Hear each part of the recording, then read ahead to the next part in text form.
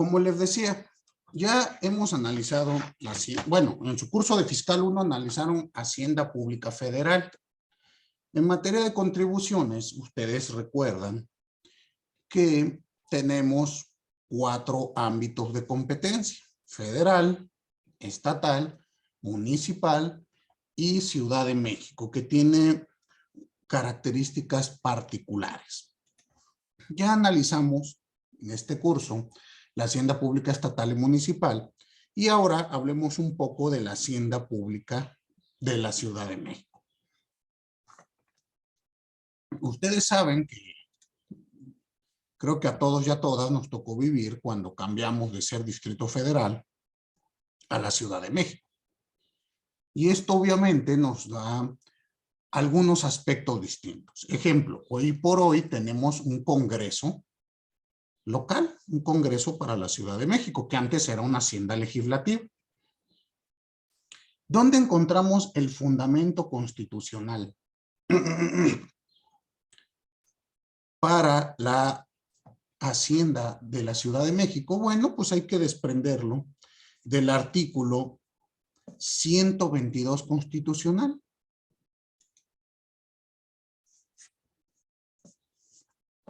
Propiamente en su fracción quinta. ¿Quién me hace favor de darle lectura a este artículo, por favor?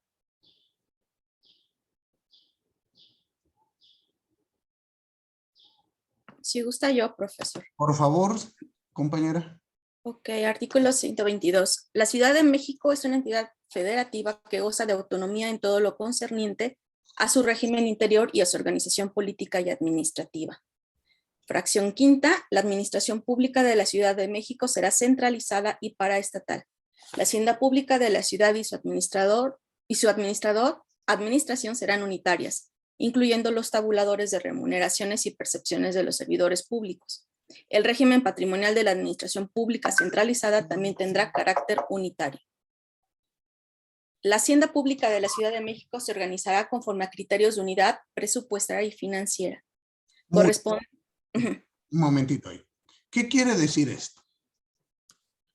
Que en la Ciudad de México se tiene una hacienda pública unitaria. Es decir, las alcaldías se encargan de cobrar y recaudar las contribuciones que son establecidas desde esta hacienda pública. A diferencia de los estados, donde los municipios tienen autonomía en su hacienda pública, las alcaldías en la Ciudad de México no la tienen. Esto sí nos queda claro, creo a todos, ¿no? Tenemos una sola hacienda pública en la Ciudad de México, normalmente conocida como la Tesorería de la Ciudad de México.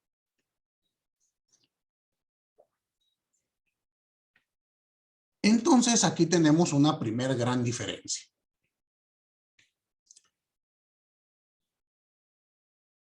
Hay que analizar y estudiar el tema de la Ciudad de México. Ahí les puede servir para que vayan preparando sus tesis para titularse. Creo que puede ser, mejor dicho, es un tema poco explorado y les puede ser de gran utilidad para ir entendiendo sus investigaciones. Hay poco sobre la hacienda de la Ciudad de México. Es decir, todavía estamos discutiendo qué es la Ciudad de México. Un estado autónomo. Ya no somos un distrito federal, pero tampoco somos un estado de la federación. Somos algo todavía raro. Y el tema de la administración, pues es la única hacienda pública de rango estatal, llamémosle así, que tiene estas características. Por eso ustedes han escuchado, y principalmente más este año, estas ideas, estos proyectos de permitir que cada estado tenga que cada alcaldía tenga su hacienda pública. Porque ocurre, como platicábamos la clase anterior, que al ser una hacienda centralizada, todo lo que se recauda llega a la hacienda de la Ciudad de México y ella se encarga de distribuirlo en las diversas alcaldías. Y ustedes han visto que en los últimos días han tenido muchas rencillas, muchos problemas entre diversos alcaldes con la jefa de gobierno. ¿Sí han prestado atención a las noticias o no? Y lo que se está proponiendo, esta propuesta ya lleva muchos años, no es de ahora, es precisamente esa situación, que cada alcaldía recaude y se encargue de administrar las contribuciones de su demarcación. Pero ocurre lo mismo que con la Hacienda Pública Federal. Hay demarcaciones, hay alcaldías que me imagino recaudan bastantes contribuciones y hay otras que no recaudan mucha contribución. Y entonces, esta propuesta así a rajatabla a mí me parece que ocasionaría mucho más problemas que los que pretende resolver. Porque entonces se podría concentrar recursos y contribuciones en algunas alcaldías y otras no tendrían para los servicios públicos. Si de por sí, no sé dónde ustedes vivan, donde yo vivo, yo no veo que me arreglen las calles, las luminarias, que pinten las banquetas. Entonces, son temas complicados. Todos esos temas, les decía yo, pertenecen a la esfera de las finanzas públicas. Nosotros en derecho fiscal nada más vemos cómo se recauda y el destino que tendrá. Muy bien. Ahora bien, el presupuesto de la Ciudad de México tiene las características de un presupuesto federal. Será anual.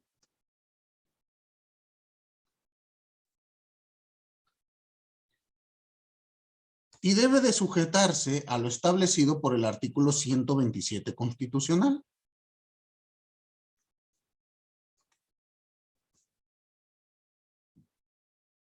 Muy bien.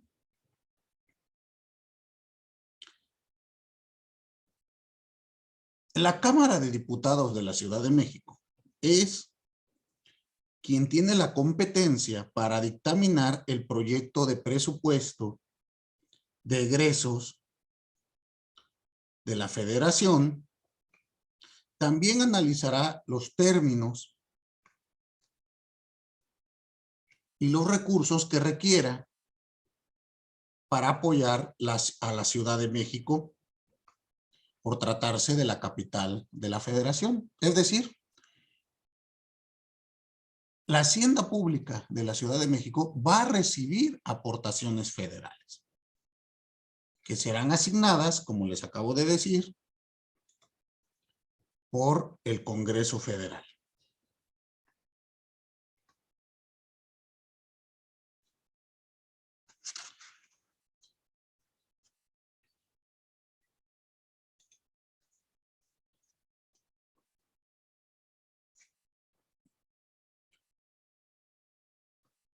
¿Cómo se hace el presupuesto aquí en la Ciudad de México? Bueno, pues ustedes saben que en este caso el jefe o la jefa de gobierno de la Ciudad de México propone las cuotas y tarifas aplicables a los impuestos, derechos, contribuciones de mejora y tablas de valores unitarios y de construcción.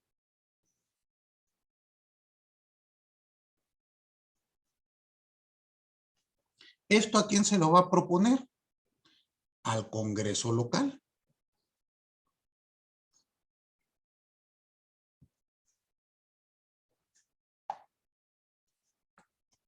El artículo 122, en su apartado A, fracción segunda,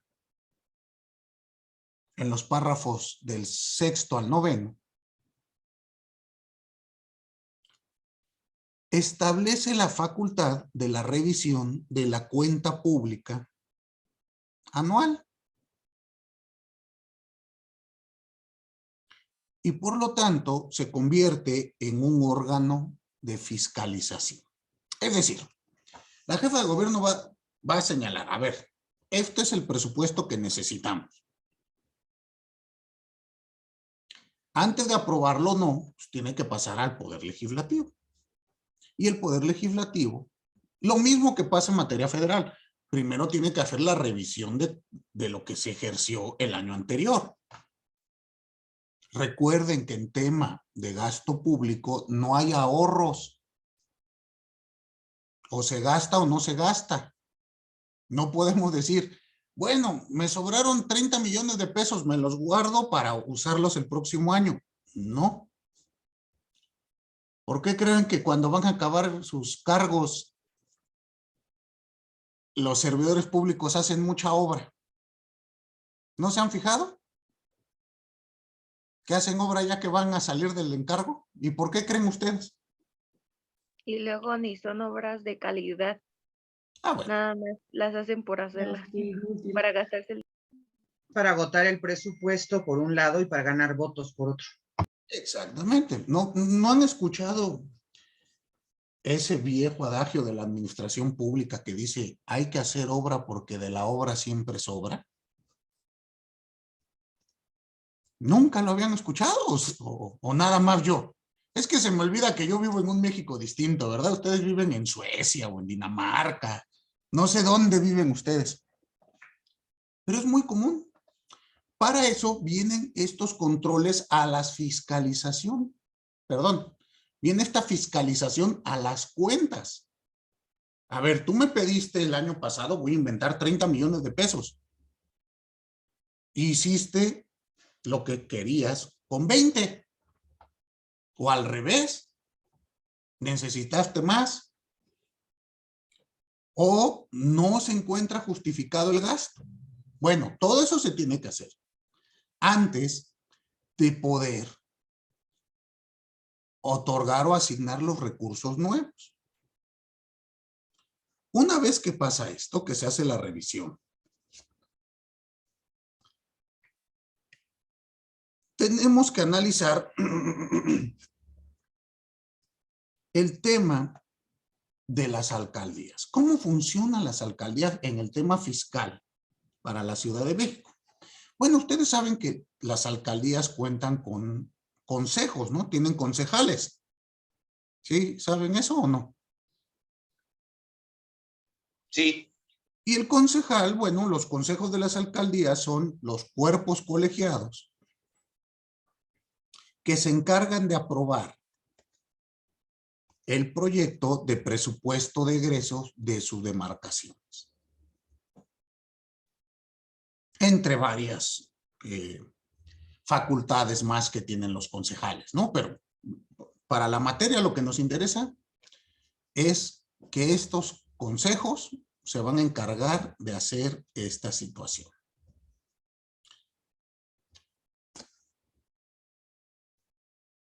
Y por lo tanto, van a enviar al Ejecutivo local de la Ciudad de México este proyecto de presupuesto para la Ciudad de México, para que posteriormente sea remitido a la legislatura local para ver si es aprobado o no.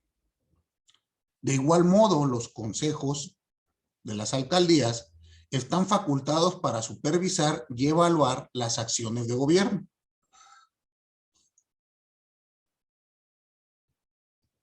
Así como para controlar el ejercicio del gasto público en la respectiva demarcación. Entonces, dense cuenta la importancia de los consejos de las alcaldías. Son muy importantes. Pero reitero, yo por lo menos, yo vivo en la alcaldía Gustavo Amadero Yo no sé quién es mi concejal o mis concejales. No sé cómo están cumpliendo con estas obligaciones. Normalmente no nos dan a conocer estas circunstancias. Doy un ejemplo. De la auditoría de la Federación, cada año nos dan a conocer las observaciones que se hacen al gasto público federal, ¿no? ¿Ustedes han escuchado alguna vez algo similar en el fuero local? No, nunca. Los concejales parecen figuras dispersas. Pero recuerden que muchas veces esto se debe al desinterés de la propia sociedad. Tenemos que empezar a pedir y exigir esta rendición de cuentas en el ámbito fiscal, que es lo que a mí me interesa. Muy bien. Ahora, ya que hemos analizado todo este conglomerado de sujetos que van a interrelacionarse en la Ciudad de México, pues hay que entender que la Ciudad de México va a tener una coordinación administrativa entre la Federación, la ciudad y las demarcaciones.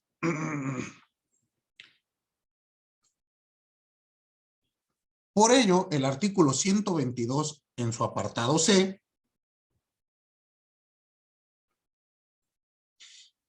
establece que la Federación, la Ciudad de México y las alcaldías, así como lo que se conoce como la zona conurbada, municipios y estados colindantes a la Ciudad de México, deben de establecer mecanismos de coordinación administrativa en materia de planeación,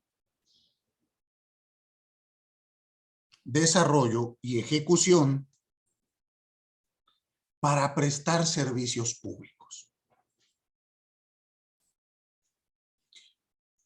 Y ustedes han visto que hay lo que se conoce como la zona conurbada, pues poco a poco se han ido estableciendo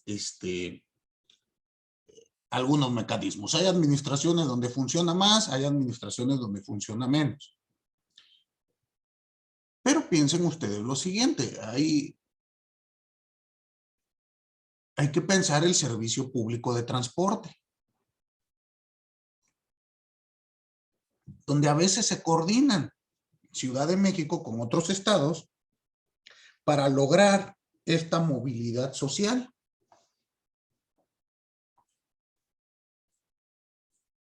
Hay ocasiones, reitero, donde pues parece que al revés se están peleando. Pero bueno, hay que entender que estas obligaciones respecto a la prestación de servicios públicos y la coordinación que se debe tener de ellos está establecida por el artículo 122. Entonces dense cuenta que este 122 es muy importante para la Ciudad de México, ¿no creen? Ahí mismo establece pues toda la organización de la Ciudad de México, la facultad de emitir nuestra constitución local. ¿Han leído alguna vez la constitución de la Ciudad de México? Díganme, maestro, si no hemos leído ni la federal, ¿cómo cree que voy a andar leyendo la de la Ciudad de México? Los invito a que le den una leidita. Maestro, perdón, fue la que fue analizada y estudiada por el constituyente en donde estaba Porfirio Muñoz Ledo, ¿no?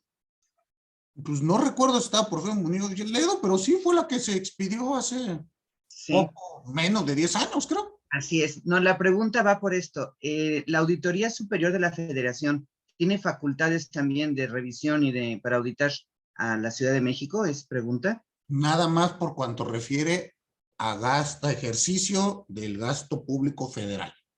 Ok, si hay participación. Ok, federal. De acuerdo, gracias. Exacto. Y las que sean de participación local tienen la facultad de auditar las cámaras, bueno, el poder legislativo local, el Congreso de la Ciudad de México. ¿Vale? Pero reitero, bueno, ya sabemos que muchas cuestiones de esas auditorías son más políticas que fiscales. Muy bien. Bueno, denle una leída a la Constitución de la Ciudad de México, creo que les va a servir bastante. Es una Constitución que en el papel se lee bonito. Y creo que hay muchos derechos ahí que por desconocimiento no exigimos.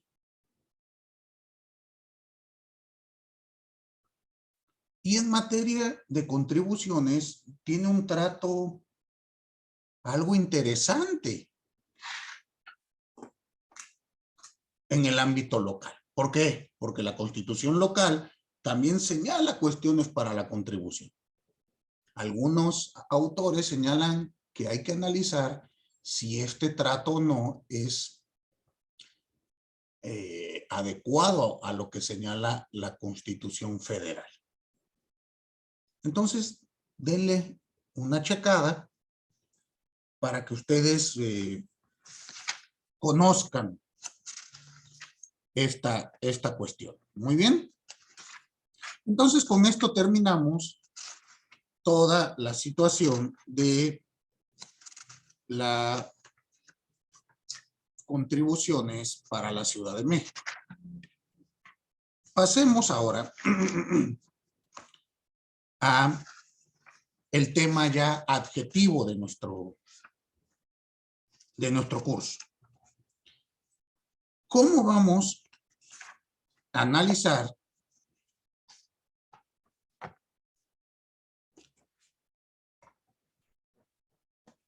la cuestión adjetiva? Propiamente, los procedimientos que pueden ser utilizados en materia fiscal. Aquí me voy a enfocar al ámbito de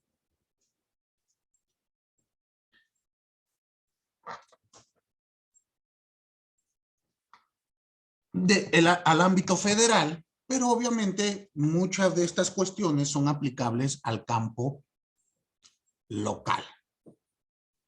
Es decir, voy a enfocarme primordialmente el Código Fiscal de la Federación y ya de ahí vamos a aterrizar en algunos aspectos al ámbito local. Déjenme les paso un documento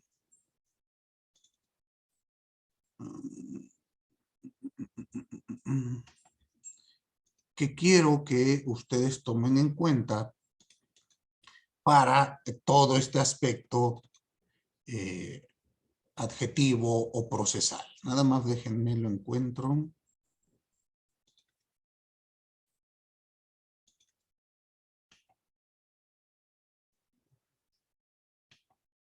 ¿Qué es lo que quiero que hagan con este documento? Bueno, primero que nada, que lo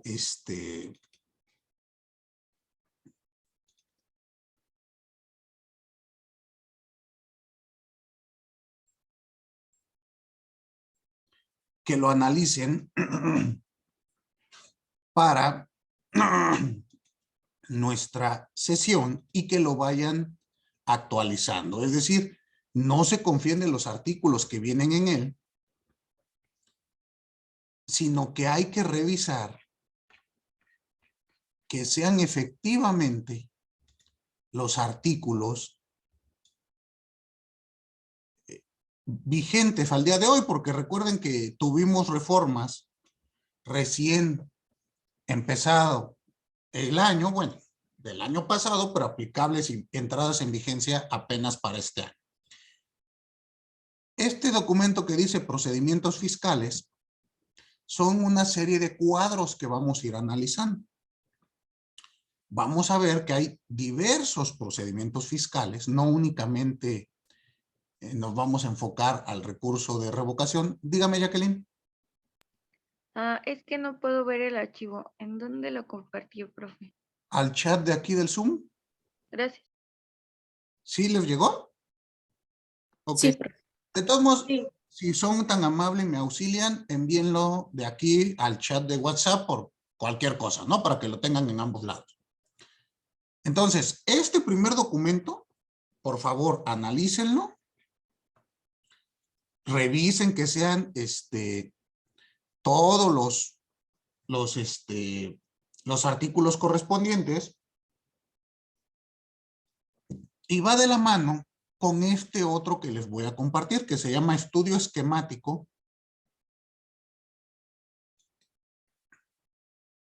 de los procedimientos en materia fiscal, pero este es un estudio, acá marcó error, un segundo.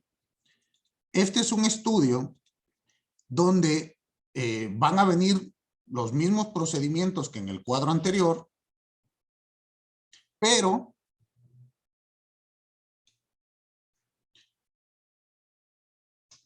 comparado legislación Ciudad de México, legislación Estado de México. ¿Por qué lo hice así? Bueno, estos cuadros no los elaboré yo, primero que nada. Son cuadros que hacen mis alumnos, así como ustedes, mis alumnos, mis alumnas, cada semestre, y me los envían. Se los estoy dando únicamente como ejemplo. Nada de lo que viene ahí está escrito en piedra y es verdad. ¿Eso sí queda entendido? Ustedes tienen la obligación de revisar si los artículos están bien o no. Y los términos, reitero, en materia fiscal, cada 6 meses cambia la ley. Por lo tanto, estos cuadros ya no están actualizados. Su obligación es actualizarlos. Quien guste me los manda, los reviso y si están bien, se los tomo en cuenta como participación. ¿Queda claro? No es obligatorio, no es tarea, nada. Solo es material para que ustedes tengan para estudiar. Porque vamos a entrar a este aspecto procedimental y son muchísimos los procedimientos. A mí se me hace más fácil estudiarlo mediante esquemas. Muy bien. Y les voy a compartir el resto de cuadritos para que ustedes puedan tener material para el resto de la unidad. Estos, por favor, mándenlo a nuestro chat. Aquí les estoy dando bastante material, donde vienen incluso bibliografía. En el archivo que dice fuentes de consulta, ahí ustedes van a encontrar bibliografía, ya viene desarrollado gran parte del temario, con preguntas, con esquemas y demás. Obviamente todo esto, pues ustedes váyanlo leyendo, porque pues bien saben que esto es un sistema abierto, a mí no me va a dar tiempo de explicar todos los procedimientos en tan pocas sesiones que tenemos. Ustedes tienen que irlos desarrollando y yo me voy a ir enfocando a los aspectos que creo más complicados de entender respecto del tema de la impugnación. ¿Queda claro? ¿Sí les llegaron todos los documentos? Se los mando en Word precisamente para que ustedes los puedan editar. Y ya nada más por último, este cuadrito que les voy a enviar, que este sí lo hice yo, y va enfocado al tema que nos atañe, con el que voy a empezar. Con el tema procesal, para aterrizar en la teoría de la impugnación. Este que dice cuadros de la teoría de la impugnación, este último que les mandé, este sí lo hice yo.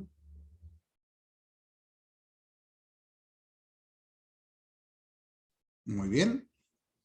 A partir de este documento les voy a ir explicando qué es proceso, qué es procedimiento, los tipos de procedimientos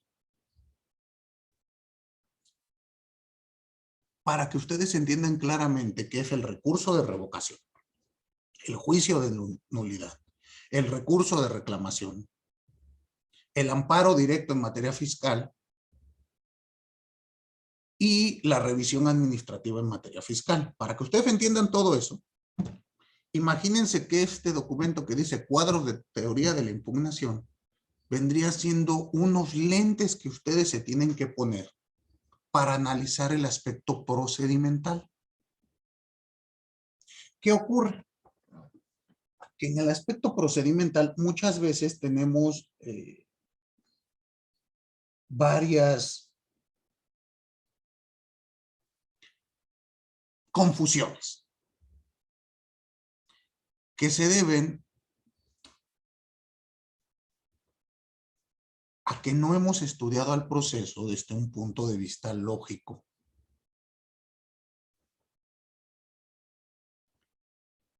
Hermenéutico y epistémico, sino que lo hemos estudiado desde la opinión.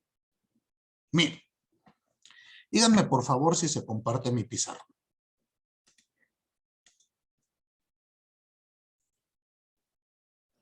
Sí, ya. ¿Recuerdan ustedes cuando tomaron sus clases de procesal civil o ya no se acuerdan? Y en la primera clase, el maestro llegó y les dibujó algo así.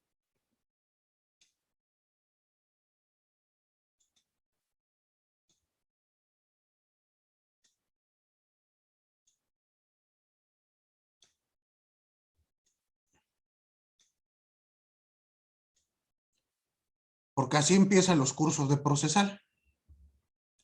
Y les dijo, de aquí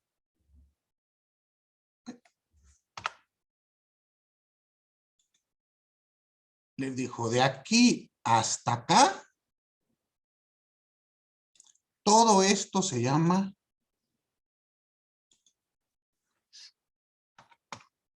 proceso.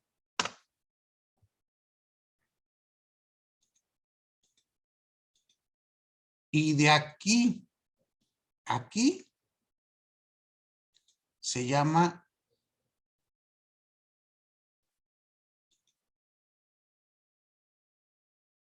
procedimiento.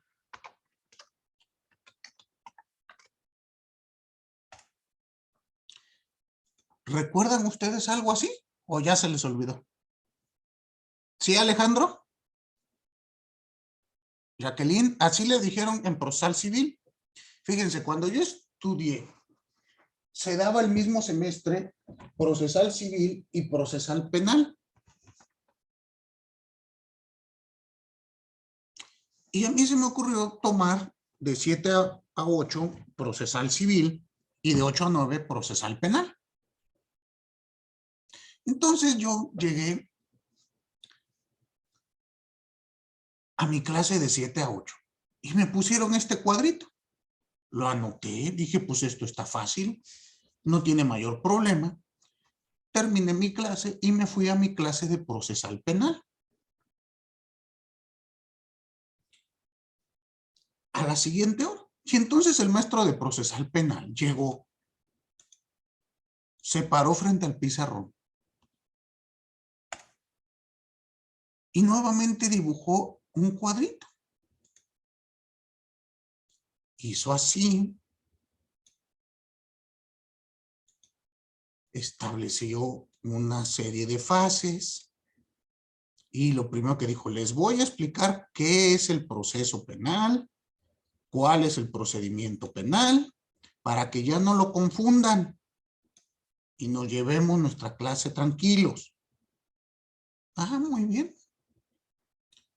Pues entonces yo dije, pues ya llevo la tarea adelantada porque eso me lo acaban de explicar, esto va a estar sencillo. Y ahora el maestro agarró el mismo cuadrito y metió hasta acá. Y luego hizo así. Yo dije, ah, pues ya, esto está fácil. Y me dijo, todo lo que abarca desde la presentación de la denuncia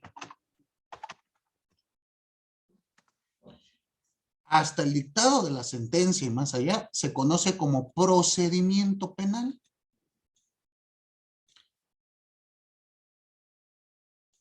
Y solamente un pedacito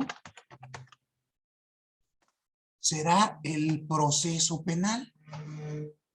Entonces pues, yo me quedé confundido porque dije, oiga, pero si en la clase anterior me dijeron que era al revés. Y entonces imagínense a mí, en quinto semestre, cuando todavía era yo alumno, pues me atreví a levantar la mano, ¿no? Y le dije a mi maestro de procesal penal, oiga, maestro, disculpe, no es al revés. Porque yo sé que el proceso es lo más grande y el procedimiento es un pedacito del proceso. Y me volteó a ver mi maestro lleno de amor, ternura y comprensión, como todos los maestros de la facultad. Me volteó a ver y me dijo, ¡cállese!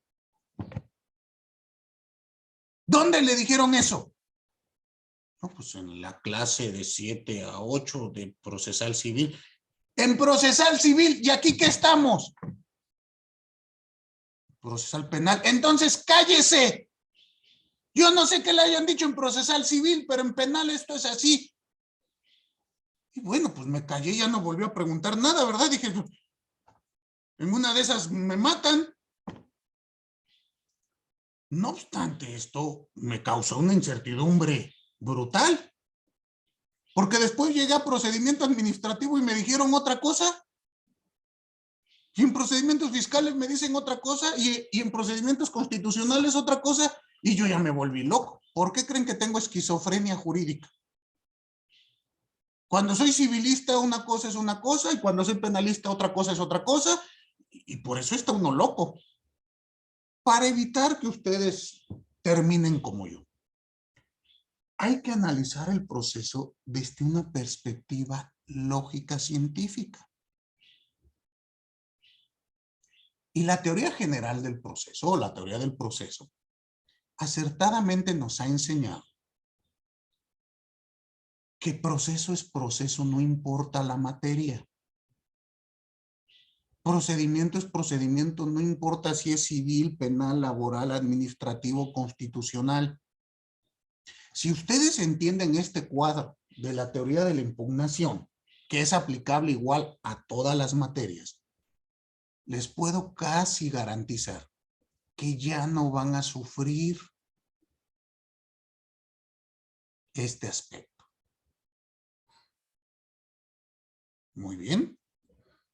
Pero vamos a estudiarlo desde este sentido lógico. Entonces, lo primero que les voy a suplicar, y lo que más trabajo les va a costar, es quitarse de la cabeza el bendito depende. Porque tú le preguntas a un abogado, oye, ¿esto qué es? Depende, maestro, depende. No, ¿es constitucional o es inconstitucional? Depende. ¿Qué quiero? ¿Qué quiere que sea? No, porque ahí no estamos hablando en términos lógicos. Estamos hablando en opiniología. Y por eso se vuelve incomprensible. Además, los términos utilizados y definidos hay que utilizarlos así siempre.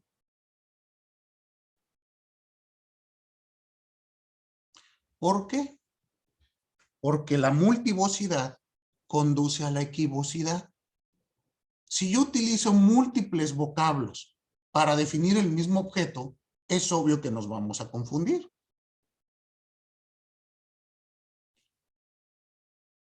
Pensemos lo siguiente, compañera Mónica Ramírez. Yo veo que usted tiene ahí unos libreros muy bonitos, grandes.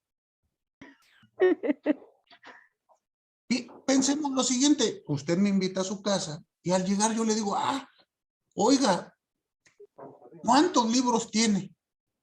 Posiblemente usted me conteste, pues no tengo idea.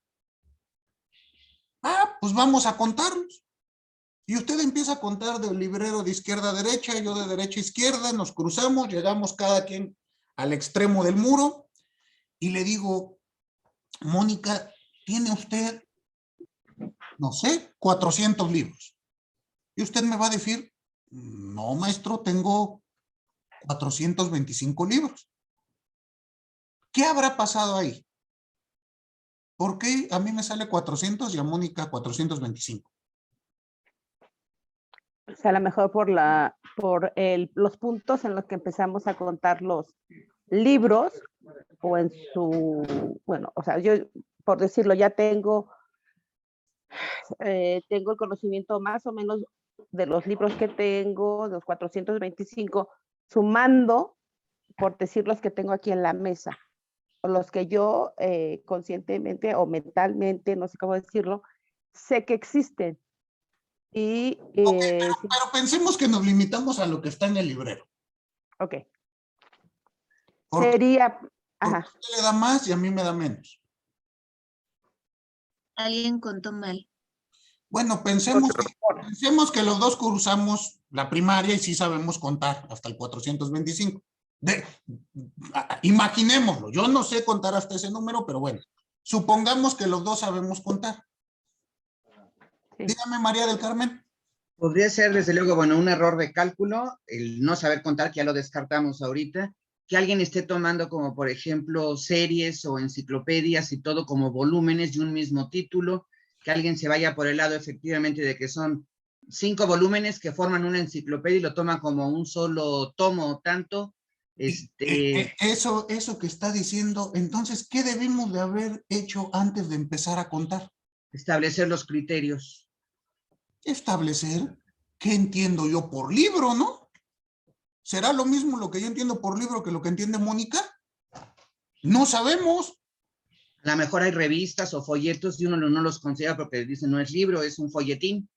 Exactamente. Entonces, a esto, Perelman le llama el acuerdo previo argumentativo. Para evitar que el auditorio confunda el mensaje, lo primero que le tienes que dar es el código argumental. ¿Qué se entiende por libro? En mi caso, lo que vamos a ver ahora, ¿qué se entiende por proceso, procedimiento, instancia? ¿Queda claro? Ese documento que dice cuadros de la teoría de la impugnación será nuestro código argumentativo. Por lo tanto, les pido que lo lean y lo analicen porque nos vamos a dedicar a estudiarlo las próximas sesiones. Muy bien. Ahora, aterricemos. El Código Fiscal de la Federación contiene, vamos a llamarlo así, dos tipos de normas.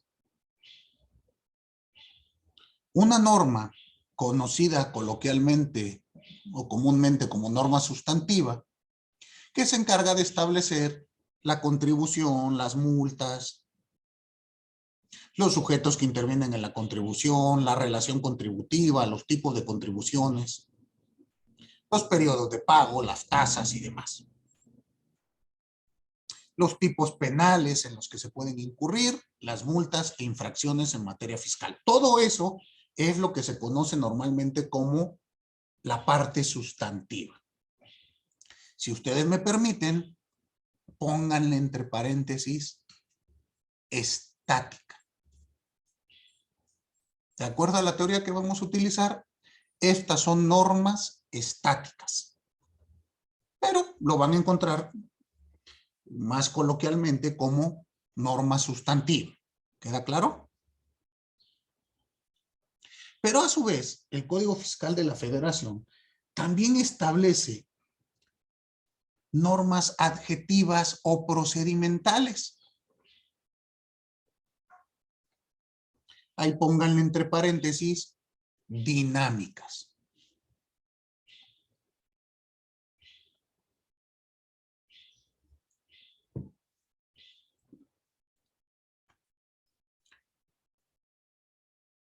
Y estas se van a encargar de establecer los diversos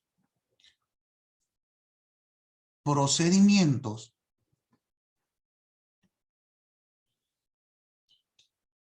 aplicables a la materia fiscal federal.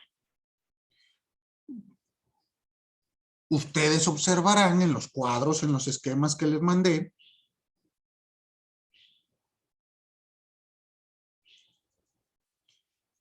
que son una cantidad importante de recursos. Ya me hicieron favor de mandarlo al chat de WhatsApp, les agradezco mucho, también ya lo tienen ahí para que no haya problema de que no lo puedan ver aquí por sus equipos, sus tablets o el celular, lo que sea, ya está en el WhatsApp para que lo puedan descargar con toda calma. Yo no tengo activado que se borren mensajes ni nada del grupo de WhatsApp, ahí están a su disposición. Muy bien. Entonces ustedes van a ver que son bastantes procedimientos, son alrededor de 30 y tantos procedimientos. Algunos son a instancia de parte, otros son a instancia de autoridad. Estos sin contar el recurso de revocación y el juicio de nulidad. Estos se cuecen aparte. ¿Sí vamos quedando claros? Ya veremos cómo vamos a clasificar toda esta variedad de procedimientos. Pero hay que entenderla y analizarla para evitar confusiones. Y por lo tanto, ¿con qué vamos a empezar a estudiar? Hay que ver términos que se utilizan a veces como sinónimos.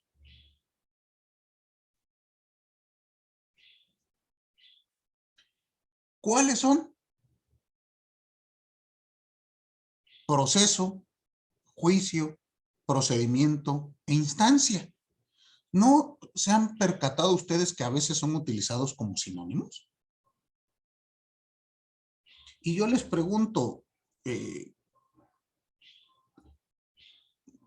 Lubania Dorantes, ¿a usted recuerda qué es el proceso?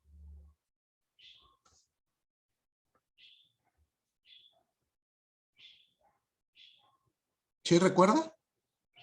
Creo que tiene apagado su micrófono. Ah, perdón. Le comentaba que es una acción, o más bien es un conjunto de acciones o un conjunto de actos que se van a realizar precisamente para la ejecución, para el desarrollo y para, pues digamos que la conclusión de un acto procesal.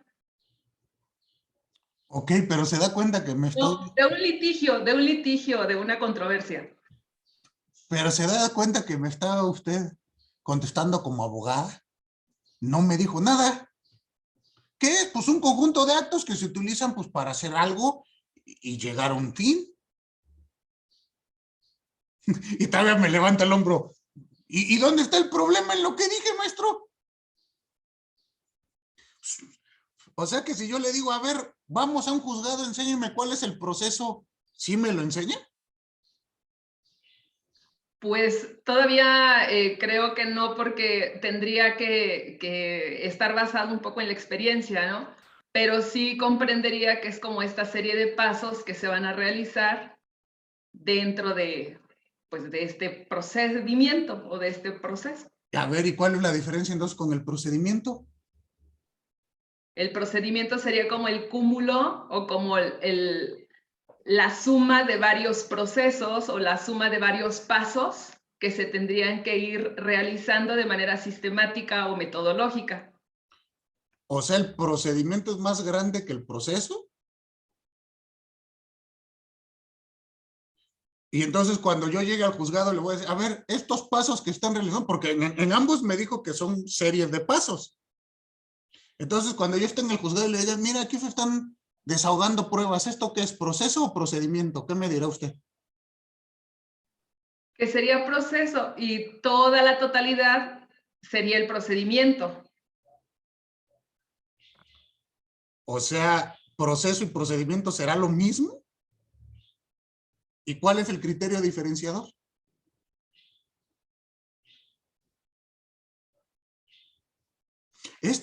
Esta pregunta no está tan sencilla, ¿eh?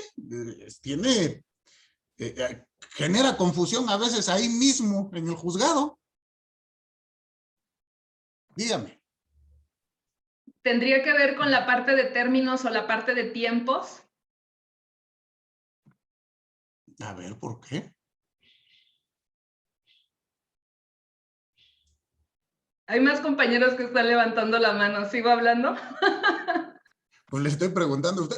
Más que nada, lo que yo quiero que ustedes analicen es lo siguiente. Imagínese usted misma, Lubiana. Ya va usted en 7º semestre, ¿no? Y esto lo vio en 4º semestre, en teoría del proceso. Imagínese que ahorita agarramos a un alumno de 7º semestre de medicina. ¿Vale? Y a ese muchacho le preguntamos, oye, ¿qué es el corazón? Y que me conteste, no sé, yo necesitaría experiencia para podértelo definir. En la práctica, deja abrir un cuerpo y te digo, ¿qué le diría usted a ese muchacho? Que lo comprendo. Ah, bueno, ¿pero se deja operar por él? Pues no. ¿Y usted cree que un cliente le va a dejar su caso a usted? Pues no. Pues sí, al revés. Hasta más casos le va a dar. Si al cliente le habla así cantinfleado y que no le entienda, va a ver que más casos le dejan. Por eso somos así. Este tema, a ver Alejandro, dime, te escucho. A ti creo que no te he escuchado poco. Bueno, retomando un poco lo que yo entiendo por proceso y procedimiento, a diferencia de la compañera, yo tengo entendido que el proceso es el todo, es la serie de pasos para llegar a un juicio. Ahí está la diferencia también de que a veces se entiende como proceso y juicio lo mismo, pero el juicio es como el veredicto del juez. Entonces el proceso yo lo entiendo como la serie de pasos para llegar a un juicio y el procedimiento es como la serie de pasos, sí, pero dentro de una fase del procedimiento. Un ejemplo sería la fase de pruebas, no sé, Ok, un proceso. el procedimiento sería un pedacito del proceso. Sí, bueno, yo lo entiendo, sí. Claro, claro. Y a ver, le pregunto a usted, y entonces, en materia administrativa, ¿el procedimiento administrativo se contiene en un pedacito del proceso administrativo? Es que, bueno, no sé tampoco, o sea, y eso es lo que yo entiendo, pero tal vez también lo podrían estar, no sé, pero podrían estarlo mal usando, por así decirlo. O sea, hacer mal uso de las palabras en el sentido de que, o sea, sería un proceso, no un procedimiento. Sería un proceso, y entonces el proceso, pero hay procedimiento administrativo y hay proceso administrativo. Pero, pues, o sea, no sé tampoco, pero podría ser que se Yo esté no sé usando. nada, maestro, también usted. No. O sea, podría ser de que están usando también sinónimos las palabras. No, Vale, a eso nos vamos a dedicar la siguiente sesión. De tal modo que ustedes no confundan proceso con procedimiento. Y tratemos de decir, bueno, es que yo lo entiendo así. Eso quítenselo de la cabeza porque eso es opiniología.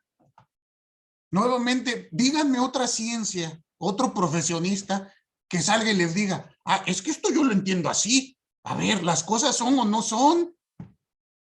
Imagínense ustedes un arquitecto que les diga, es que yo entiendo, o un ingeniero que esté construyendo su casa y les diga, pues es que yo entiendo que 1 kilo, pues nada más pesa 800 gramos, así yo lo entendí. Y entonces si se cae la trave y se rompe y se muere usted, pues ya. Ni modo. ¿Verdad que no le van ustedes a hacer caso a ningún profesionista así? Nada más lo van a escuchar y lo van a ver así con una mirada entre ternura y asco y no lo van a contratar. Eso es lo que quiero que eviten el día de mañana cuando lleguen a una entrevista de trabajo y les pregunten, ¿qué es el proceso? Pues mire, proceso y procedimiento, pues en que uno es proceso y otro, y uno termina en iento y otro es proceso, entonces uno es un pedacito del otro, y entonces ya todos sumados y rebuscados, y entonces proceso pues está procesado. Pues le van a decir, gracias, regrese mañana. Muy bien.